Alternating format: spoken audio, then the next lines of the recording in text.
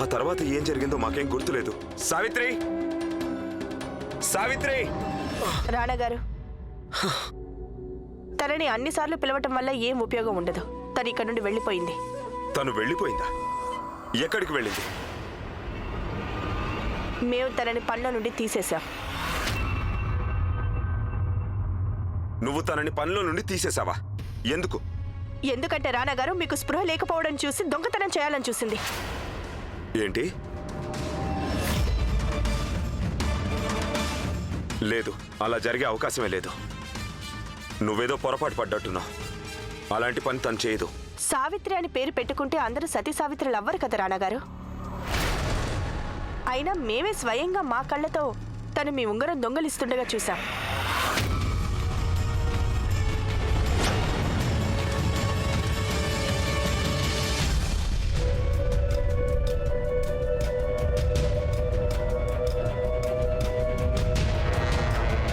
దొంగతనం నేరం మోపిన తర్వాత దొంగతనం కూడా చేయాల్సి ఉంటుంది. ఒకవేళ రాణాగారు లేచాక తను ఏం చేసిందని అడిగితే అప్పుడు మేము ఆయనకి ఏం చెప్తాం? ఆయనకు ఎంతో నమ్మకమైన పని మనిషి ఆయన వేలికున్న ఉంగరం దొంగలించిందని చెప్పాలి.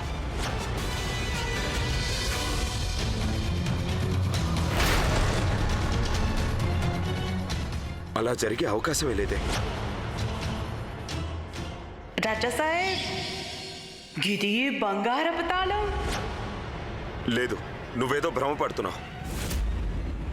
సావిత్రి అలాంటి అమ్మాయి కాదు. రాణాగారు, రాణాగారు, మేము మీతో చెప్తున్నాం తను దొంగతనం చేసిందని. మేము చేసిందని చెప్తే చేసిందనేగా. మరి మీరు మీ రాణి మాట నమ్ముతారా లేక సాధారణమైన ఒక పని పిల్లని నమ్ముతారా? మమ్మల్ని నమ్మండి రాణాగారు, మేము చెప్తుంది నిజం.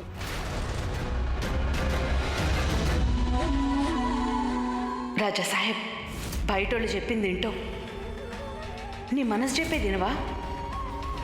రాజా సాహెబ్, నీకేదైతే కనిపిస్తలేదో దాన్ని చూడనీకే ప్రయత్నించు. నిజంగా నేను నీకు పూర్తి నిజమేందో తెలియకపోవచ్చు. గంతేకాదు రాజా సాహెబ్, నీకేదైతే తెలుసో గదెవరో కల్పించిన అబద్ధం. రాణాగారు, మీ ఆరోగ్యం అస్సలు బాగోలేదు. మీరు మీ మెదడు మీద ఎక్కువ ఒత్తిడి తీసుకురాకూడదు. ఇలాంటి విషయాలు చూసుకోవడానికి మేము ఉన్నాం కదా. మీరు ఇవన్నీ మా మీద వదిలేయండి రాణాగారు. ఇవన్నీ చూసుకోవడం మా బాధ్యత.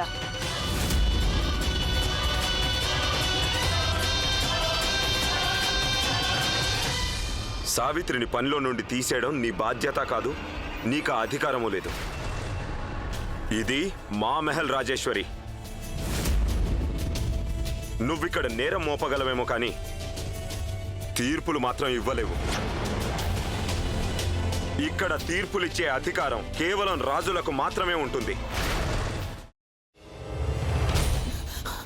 నువ్వు ఇంకేమన్నా చెప్పాలా? ఇంకేమన్నా అబద్ధం చెప్పాలనుకుంటే చెప్పేయి. నేను చూడాలనుకుంటున్నాను నన్ను మోసం చేయడానికి నువ్వు ఎంత నీచానికి దిగజారగలవు అని. ఎందుకు ఆలియా, ఎందుకు నువ్వు ఇలా చేసావు? నీకు తెలుసు కదా నానమ్మ తర్వాత నీ ఒక్కదానిని కదా నేను పూర్తిగా నమ్మేది. ఏమన్నావు నువ్వు? ఈ మధ్య అన్నిటినీ మర్చిపోతున్నావా? అది చాలు. వాటిలో ఉన్న శక్తి విషయాన్ని గ్రహించి మనకు వివరిస్తాయి.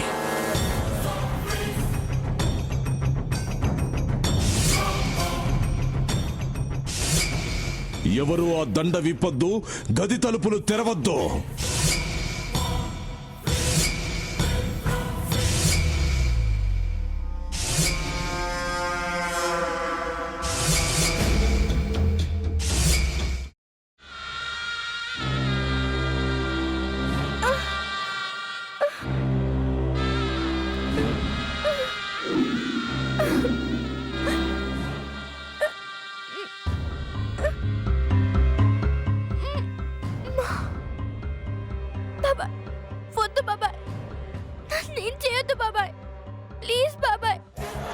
నిజం తెలిసినప్పుడే నా ఆలోచనలో నువ్వు చచ్చిపోయావు.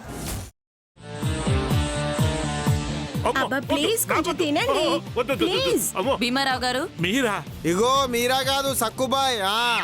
అవును మీ పనామే లేచిపోయిందని చెప్పి కంప్లైంట్ ఇచ్చినావు కదా. రేయ్ ఆయన కంప్లైంట్ ఇచ్చింది లేచిపోయిందని కాదు, కనిపించడం లేదు అని. అచ్చా, అట్లానా? సరే మేడం. ఇడియట్.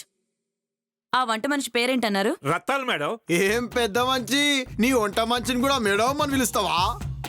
రేయ్ హాఫ్ బ్రెయిన్,